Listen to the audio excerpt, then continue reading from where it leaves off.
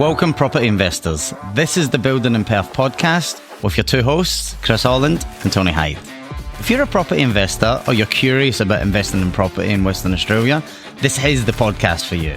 The reason for that is we're not going to hold back. We're not going to sugarcoat things. We're certainly not going to bullshit you, and we're going to exploit everything that you need to know. Every month, we're going to have special guests on, industry professionals, and then we're going to release an episode every single Monday. So you're not going to miss anything. So please stay tuned, like and subscribe so you never miss anything, and enjoy.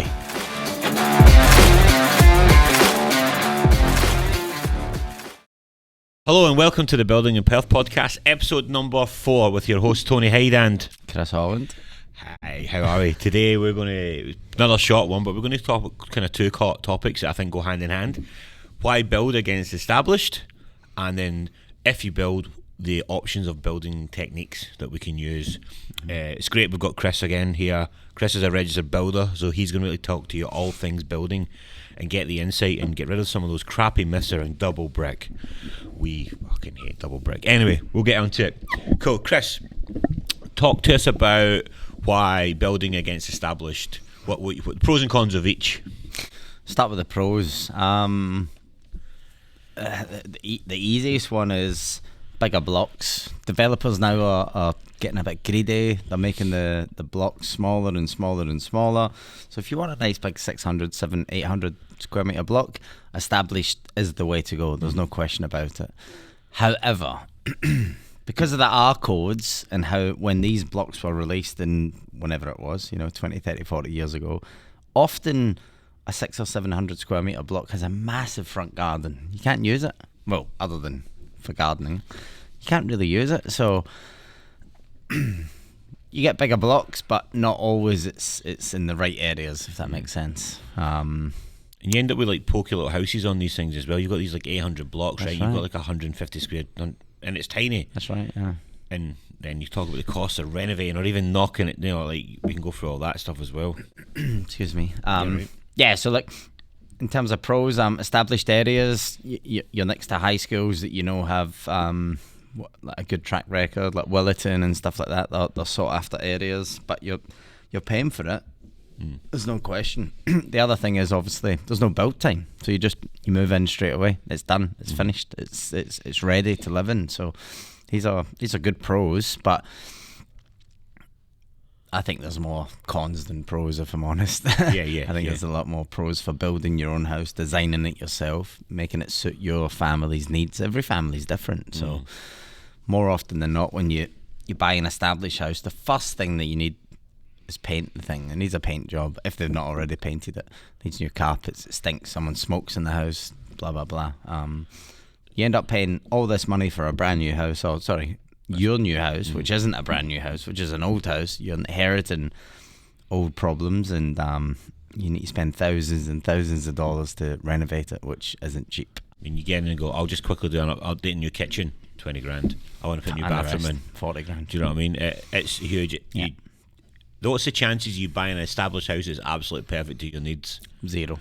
You know what I mean? It's like, how often we've seen it with clients have come in and they're on the fence of both ways, and we've helped them look at established and then looked at, for the building company you've got about the renovations, and there's like another 50, 60 grand without even running through it properly, having a quick look, and they're just like, really? You're like, yeah.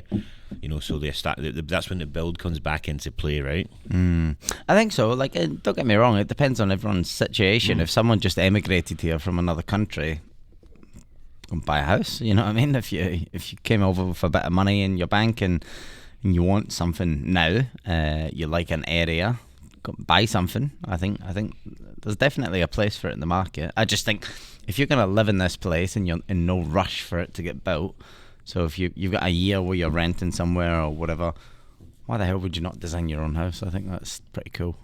And take your time. If you haven't listened to our previous episodes, stop right now and go and listen to them. Let's go back. We talk about land in the last episode.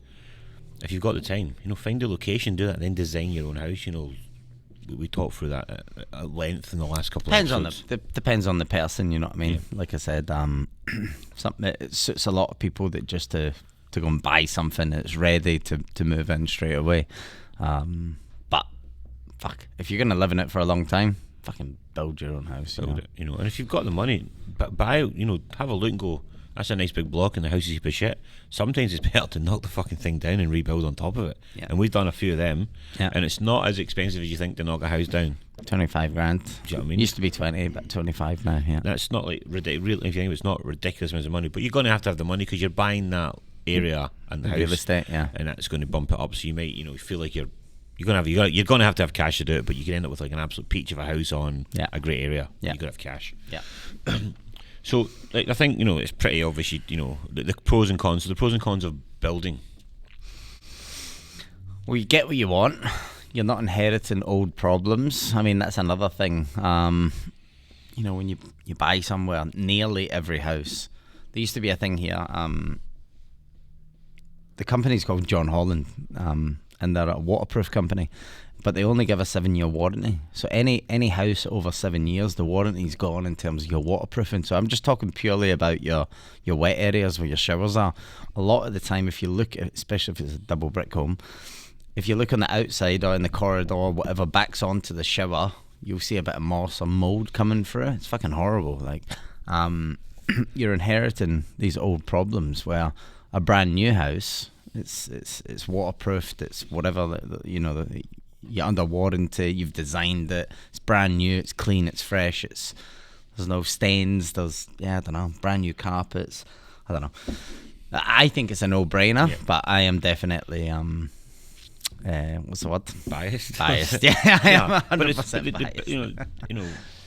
Building techniques, the way we do things now, they're a lot better now, right? People, I know we've got shunkies and all that bullshit. We're not going through that today. Bagging trades. Again, go back and do your research. Make sure you get the right trades, because there's some cracking tradies out there. We've got heaps of mates, boys, yeah. Some great painters, Lenny, Stuart. These guys, wonderful painters that that really pride themselves, and we know they're good because we keep going back to them. We keep using them again. They give good service. So do that part of it as well. Make sure you get the right builder with the right trades, and you'll get a fucking really good house. You go, you fucking pay peanuts, get monkeys, right? In the day, don't fucking anything, shortcut with stuff like that, right? Yeah. I don't understand that. You spend all that money on it and then you shortcut on things to finish it off. It makes sense to do it the right way. But moving on from building is there's different building techniques, and this is a real hot topic, especially in WA, and it shouldn't be a hot topic because, biased or not biased, the main method of building in WA, or used to be, was fucking double brick. I'm not saying that. No more questions. So double brick means, in layman's terms, the whole house is built by brick. Your outer walls, your inner walls. It's brick, brick, brick. It's like building a fucking pizza oven. It takes fucking 300 years to heat up and 300 years to cool down. So, but anyway, Chris, you can talk in double brick for a bit. No, I don't want to. You have to talk about it. I feel very passionately about this topic. So, Western Australia in the 80s, there was a campaign an advertising campaign by Midland Brick, and it was the old, if it's not double brick, it's shit, basically. Yeah. And that brainwashed the whole of WA. So just to clarify something, only in Western Australia, of the whole of Australia, do they build in double brick. Only. If we go out to fucking Europe, if we go to America, Canada, places where there's like extreme weather conditions, they don't build in double brick. Cyclonic season, sorry, when I say WA, I actually only mean Perth. That's how fucking behind we are here. If we go up to cyclonic areas like Carafa or Broome or Derby or whatever, it's not double brick. You're not allowed to build in double brick. The insurance companies actually don't allow it prior, because if there is not a tsunami, what's the one with the wind? If there's like a natural disaster or whatever, tiles, brick, fucking, they come off pretty easy, you know what I mean? It's literally a little bit of mud on top of a brick, and then next. It's dangerous. They're hard to change. It's hard to do renovations in it. It's hard to run your plumbing and electrical. You need to chase the walls. You need to plaster over it. It cracks. There's a compromisation. There's just so many negatives to double brick, and I understand why we build in double brick in WA. The soil condition suits something like that, but I don't know. Builders are just sick of paying millions of dollars a year in maintenance, millions of dollars a year, to go in and do maintenance 6 months, 12 months after cornice cracking. So let's just look at 200 mil. Top of your wall, you got a brick wall, you got sand and cement render, you've got lime white set. You've then got a plasterboard cornice. You've got a plasterboard ceiling, and then you've got a timber roof. So many different materials is that? I don't know, 700. Two. And in Perth, we've got such a hot summer and a cool winter. Materials expand and contract. So there's cornice cracking in every house. I mean, nearly any house that you buy that's established has cornice cracking. It has to be touched up, right? As soon as you touch it up, it's visible that it's been touched up. You need to repaint the whole thing. I just think there's better methods of construction. And I think Western Australia now is getting with the times of the rest of the world, not even just Australia, the rest of the world. I think we're moving more into a brick veneer category. Brick veneer is brick on the outside, timber or metal on the inside, and I think it's a much better build method. But Chris, it's not solid. It's not the biggest shittest campaign in the world ever. But the same thing. Remember when smoking used to be cool? Yeah. Remember smoking used to be cool. Alcohol was amazing, and and then years and years later we understand that smoking is not cool and whatever else. But to let know, especially in our kind of experience the last few years, brick veneer is way more popular. There's more people building brick veneer. I reckon probably 75 to 80%. I'd say it's more than 50. Yeah, I'd agree with that. I don't know the stats, but I reckon. I'm just calling it what we're kind of doing, and what we see. Yeah, people are like, no, absolutely fine. But there are some people that are like, nope, I'm just doing double brick, and it's purely because, in 90% of it, because their parents have said, no, it's got to be double brick because my mate John down the pub said fucking double brick. Because listen, make sure you listen to your mate John down the pub, because it's really important, because he's built millions of houses. You know the guy that's worked in the factory for the last 25 years, right? Anyway, fuck him. I've got a client called Paddy in Anketil. Fucking one of my favourite clients. Great little fucking El Salvadorian lady. Plays football, building a house by herself, first house.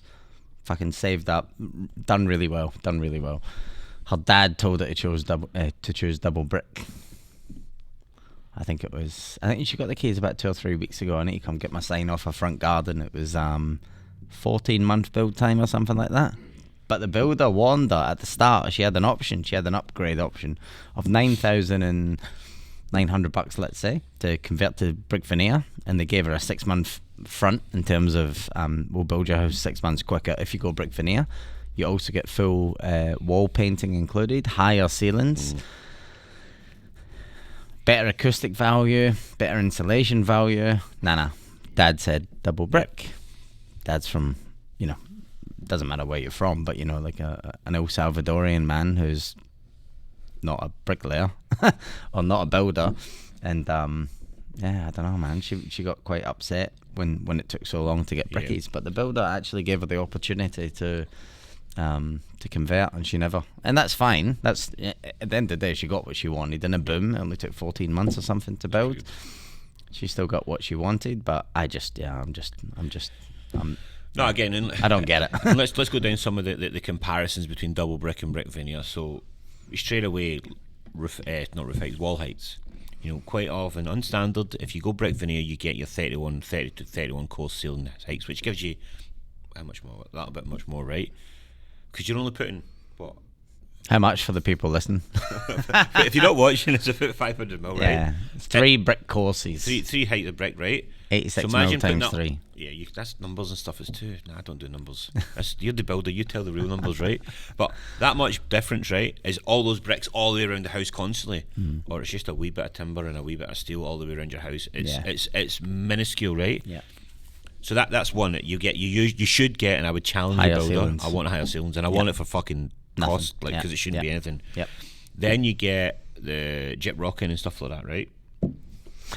So basically, like I said about the maintenance, with a double brick construction, you're always going to get cornice cracking. You cannot avoid it. There's so many different materials, moving, expanding, contraction. You're always going to get cornice cracking. Well, when you go brick veneer build, which means timber or steel internal, there's gyprock on the walls, but there's gyprock on your ceiling, and everything moves together. So whether it's a steel roof or a metal roof, everything expands and subtracts together, so there's no cornice cracking. And brick veneer against double brick veneer, you get full house painting. Usually.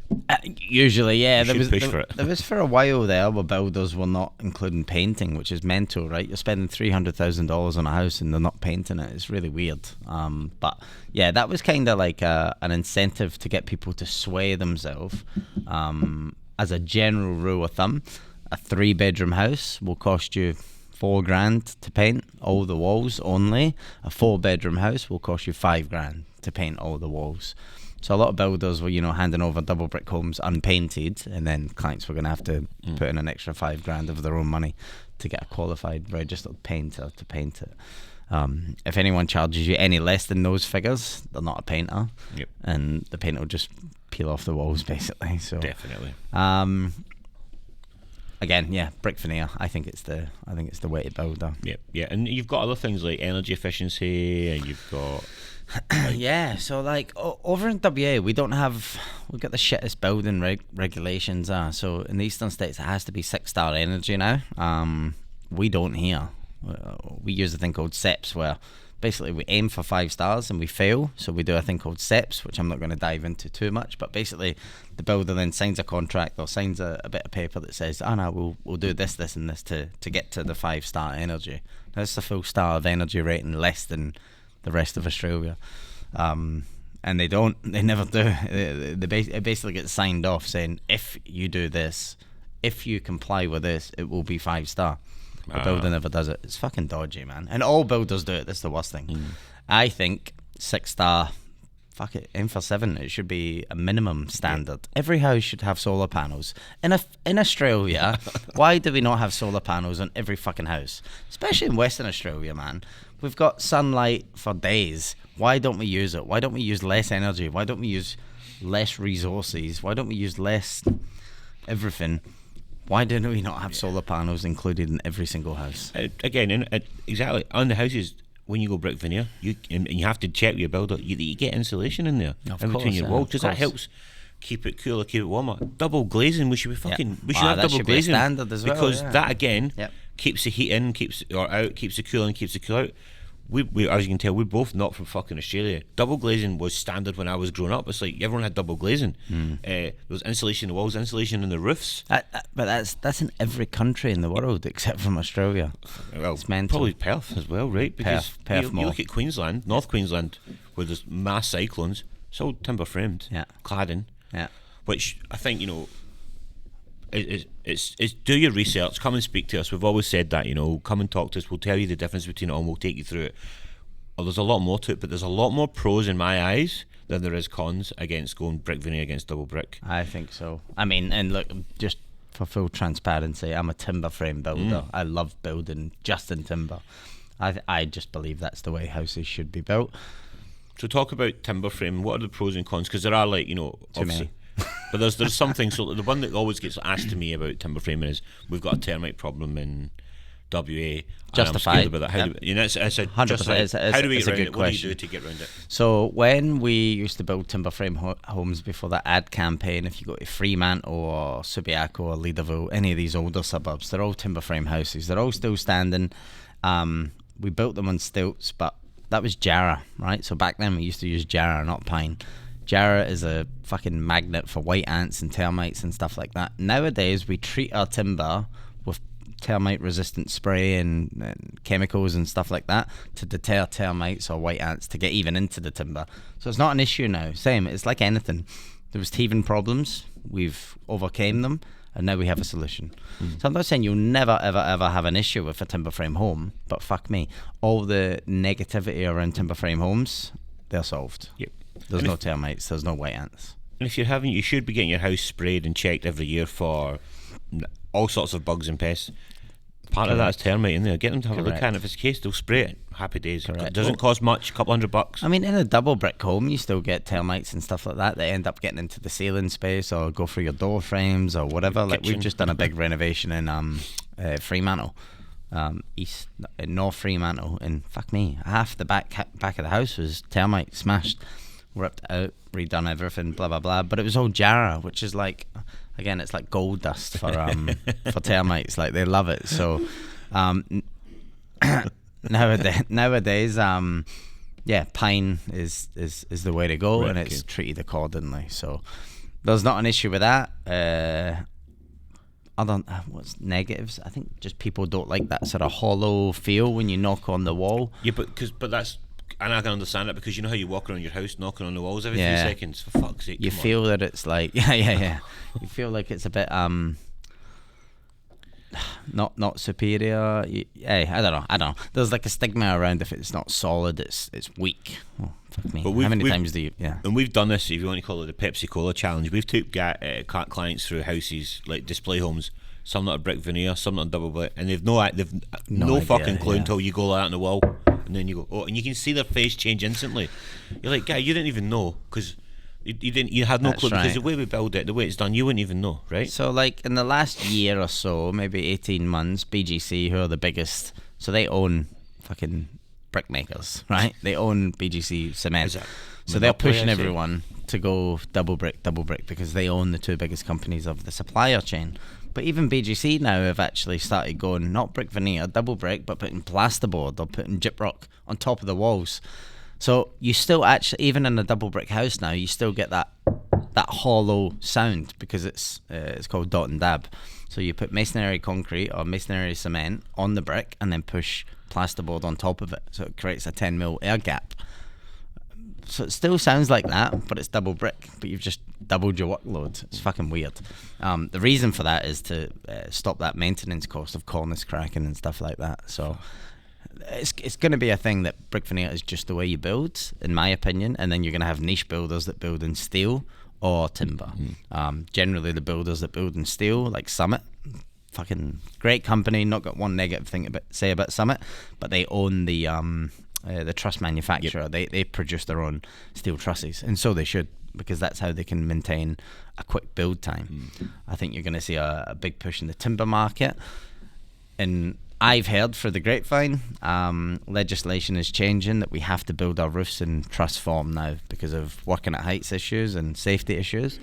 Therefore, this whole double brick stick roof method is going to be null and void. Ladies and gentlemen, registered builder Chris Holland dropping the fucking knowledge today. So what's a truss roof, Chris?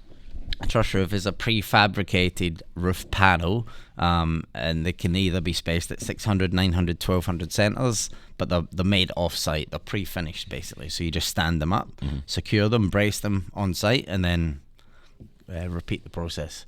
You build a truss roof in 2 days. 38 seconds. Stick roof 5-6 days, roughly. Benefits is speed and safety. A stick roof, literally, there's a pile of sticks that get delivered, and you got to work it out, cut the plumb cuts, blah blah blah.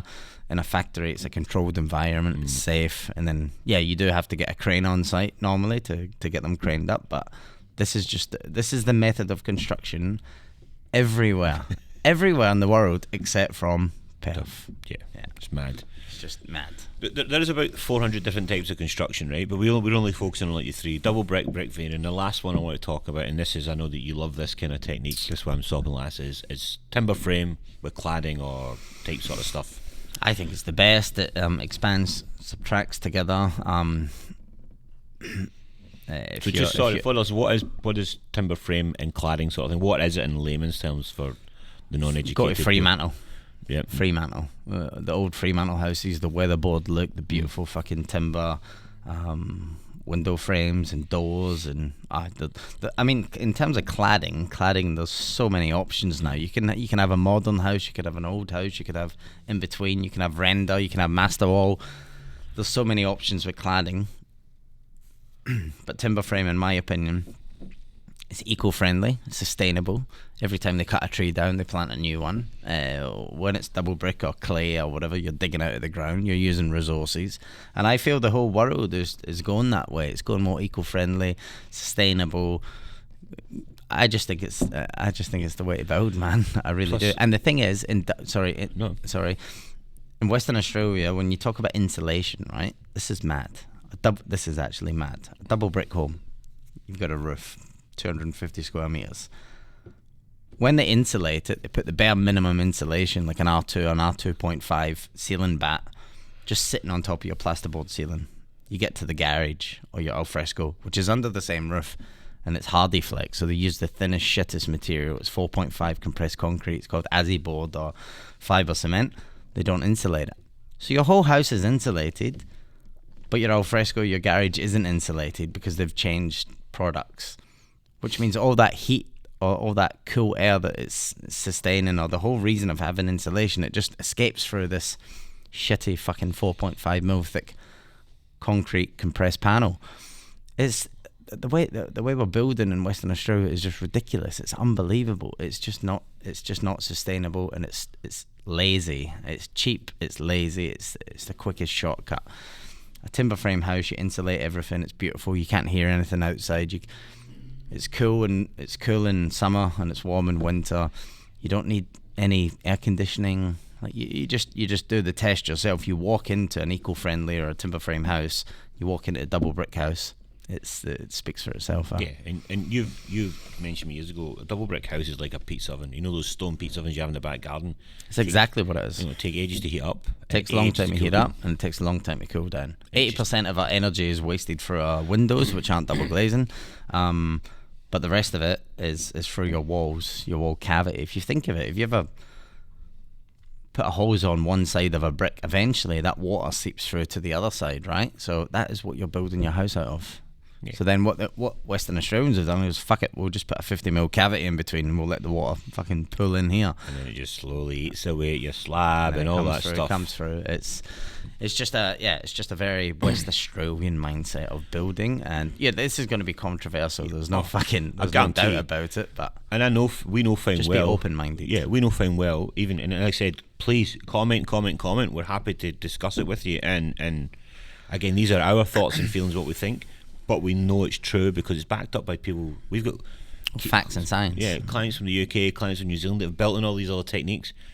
When we mention double brick, they're like, "Fuck no, I don't want to build that. That doesn't make sense. Like that doesn't make." And they're going, "It doesn't make any sense." Then people saying, "Oh, it's cheaper to build double brick." It's about the same price. Look, when everything settles down, it might get a little bit cheaper to build brick veneer, definitely, because it's cheaper, quicker, faster. Right? It doesn't take as long. Think about putting a wall up of timber against a brick like bricks. No, it makes no 10 times. 10 times Do you know the what I mean? speed. But what I was going to say with the biggest thing I think with timber is, so what I was saying is the project builders, your BGCs and stuff, they use R2 or R2.5 ceiling bats. When it's a timber frame, you can insulate the walls, right? So instead of a double brick and there's a cavity and it's basically just a big fucking wind tunnel. When it's a timber frame, you can increase the thickness or the R value of your wall. So if you wanted, you could put an R5 bat. You could put there's guys out there, Dermot from Spray Foam Insulation Perth, I think his company is. He can spray up to R45 rated insulation. So it's a spray foam insulation. Okay. You spray it on the wall, it expands, he cuts it off, and then you put your gyprock on. That gives you like energy rating fucking 9-star through the roof type of stuff. And why would you not? You're talking like an extra 10 grand to do your whole house. And this house then can be transported to fucking Canada or Antarctica, and it's comfortable. So if we just spend a little bit more on insulation, we can actually have a really, really, really cool house where it's literally cool in summer and hot in winter. Exactly. So why would you do the hard yards, the construction stuff, like put that insulation and do all that, and don't worry about your fancy kitchen or your tiles if you can't afford it. Because guess what? You can fucking save up and do that later. Yeah. And what's the point in doing a shitty construction, put a fancy kitchen in? It's just going to get rotten from the inside out, or something's not going to be right. Honestly, we give this advice to clients all the time. Get the as you want to call it, the bricks and mortar, the sticks and all that done properly. Make sure it's right. Everything else you can do yourself or save up. There's a big thing we see with especially younger clients coming in that they want everything done yesterday. Hey, when we bought our first houses, we bought little apartments and little flats, 1 bedrooms, and we fucking done it all up. And you worked your way up, you built your equity. Be smart about it, alright? You don't need to have it all yesterday. Again, it's a whole nother fucking episode with social media and influencers and all that shit, but look, hey, do the right thing, live within your means. I think that's pretty much us for this one. I've got enough haters because of my double brick. I know, but this is going like we're not here to try and fucking piss people off. We're trying to educate what we see is the way it is going, and we know it's right because we're backed by most of our builders doing this stuff. There are some builders that just won't touch brick veneer, and the rest of the world. The rest of the world. So look, let's give out this little power of isolation bubble. It's like the AFL argument, right? AFL is better than any other sport. Fuck off. Like it's played in one country. Like the AFL, we're the world champions. No, you're not. Isn't it? It's not the case. Good sport. Respect it. It's got its place in the market. Probably like fittest people I've ever seen in my life playing that game. It's the same thing. It's got its place in the market, but there's other sports out there. But remember, AFL was designed so the cricketers had something to do in the winter. So it was just a second thought. All right. Cricket. Anyway, what's the giveaway this week? So it was Ferraris last week. Let's go. We'll give you the number of the best painter in Perth if you ask us really, really nicely. Let's take someone to Bali. Let's go to Bali. Let's go to Bali. What are you doing for the rest of the weekend? Anything exciting? No comment. All right, guys. Thank you so much. As always, like, share, subscribe, comment, give us abuse, tell us we love. And again, jump over to the House and Land Expert on the Facebook page and give us a look for all your building needs. All right, guys. Thank you so much, and speak soon. Cheers, guys. Bye.